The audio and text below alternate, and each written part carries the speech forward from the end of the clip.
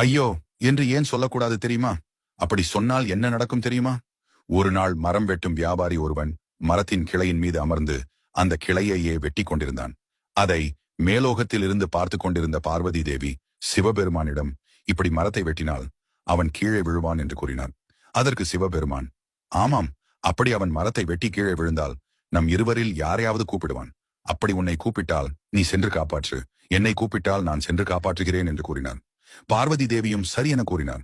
கொஞ்சம் நேரத்தில் அந்த கிளை முறிந்து விழுந்தது. மரவெட்டியும் ஐயோ என்று சொல்லிக் கொண்டே கீழே விழுந்தான்.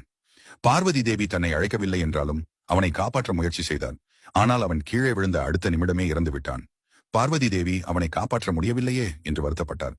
அதற்கு சிவபெருமான், அவன் அழைத்தது யமனின் மனைவி ஐயோவை அல்லவா? அதனால் தான் ஐயோ வந்து அவன் உயிரை எடுத்து சென்று விட்டார் என்று கூறினார். ஐயோ என்பது பூலோகத்தில் இருக்கும் உயிர்களின் மரணத்தை பறிக்கும் கடவுளான